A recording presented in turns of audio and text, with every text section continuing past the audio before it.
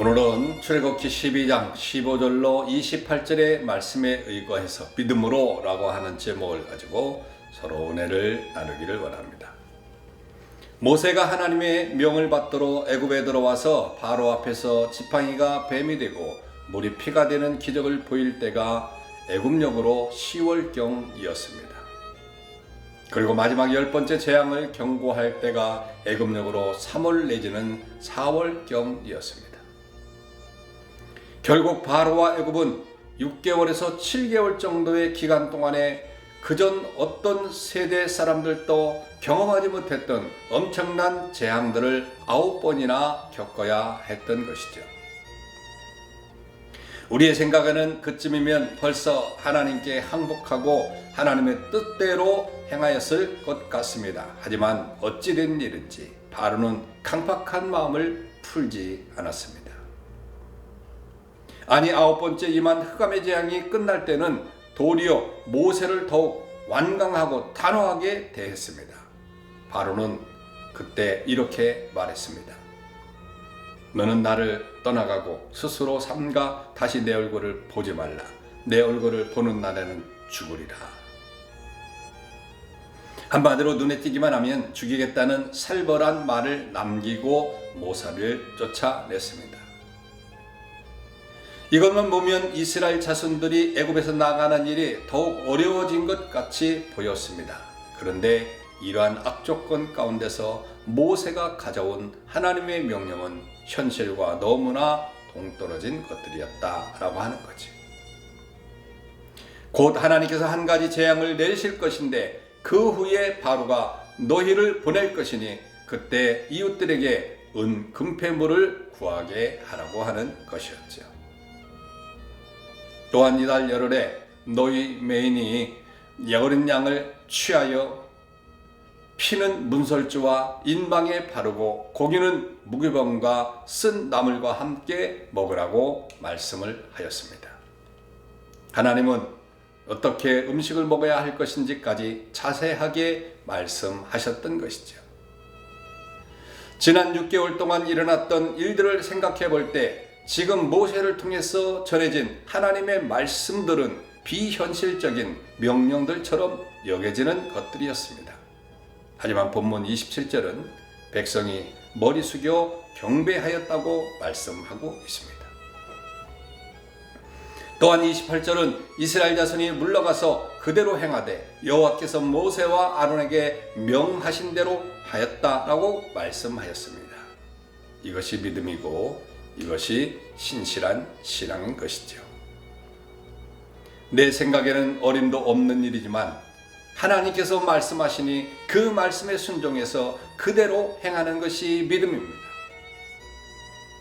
앤드류 머레이라고 하는 분이 말한 것처럼 날마다 나를 허물고 예수를 세우는 삶을 사는 것이 믿음의 삶이라고 하는 거지요. 내 생각과 사고방식과 판단을 정지하고 오직 하나님의 말씀을 따라 사는 것이 성공적인 신앙인의 모습인 것입니다. 저와 여러분들이 이스라엘 자손으로서 그때 그 자리에 있었더라면 하나님의 이 말씀을 듣고 어떻게 반응하였겠습니까? 저는 여러분 역시 하나님께 경배하며 그 명령에 순종하였으리라고 그렇게 믿습니다.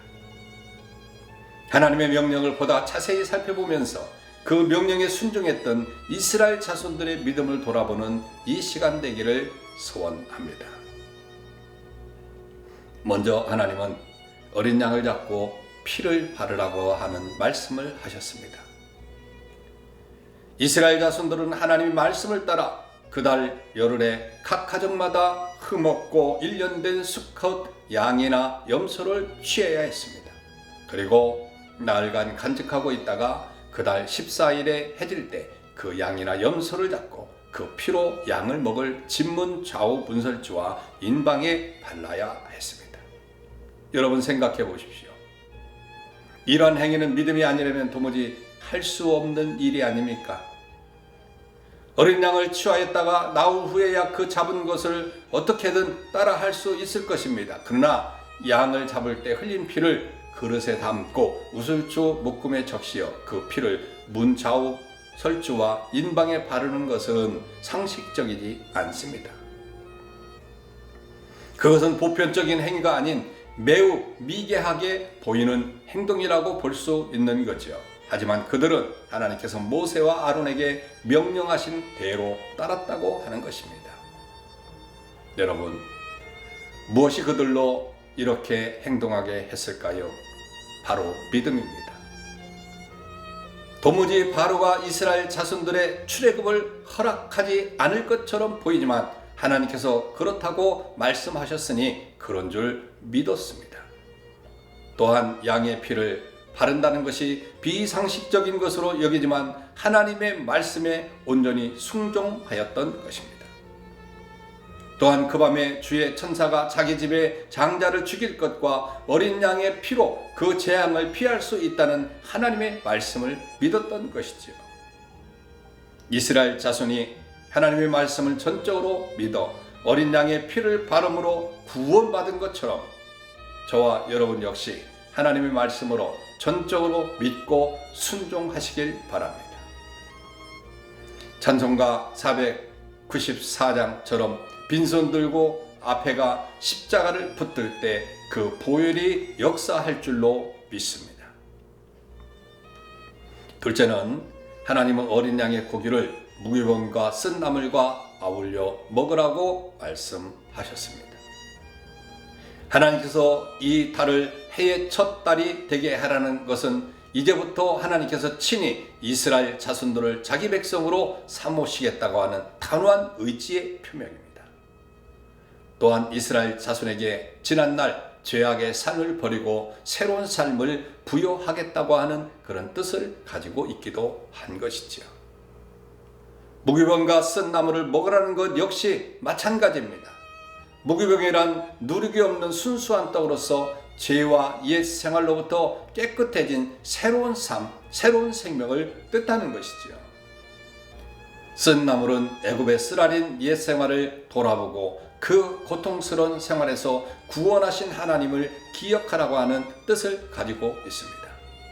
그리고 무교병과 쓴 나물을 먹으라고 하는 것은 고통스러운 옛 생활에서 벗어나 새로운 삶을 주신 하나님께 감사하며 새로운 생활을 하겠노라고 다짐하라고 하는 뜻이지요. 이스라엘 자손들은 이 모든 명령을 믿음으로 받아들였습니다. 또한 이주할 채비를 다 마치고 허리에 띠를 띠고 발에 신을 신고 손에 지팡이를 잡고 급히 먹으라는 말씀 역시 믿음으로 받아들이고 그대로 순종하였습니다. 얼마나 귀한 믿음입니까? 오늘날 이 믿음으로 산다면 하나님께서 주시고자 하는 많은 것들을 누리며 살게 될 것입니다. 저와 여러분 모두에게 이 믿음이 있기를 주님의 이름으로 축원합니다. 오늘 이 아침에 기도할 것은 하나님, 나에게 이러한 믿음을 허락하여 주옵소서. 믿음 있는 자가 될 수 있도록 해달라고 기도하시는 이 아침 되시길 바랍니다. 샬롬.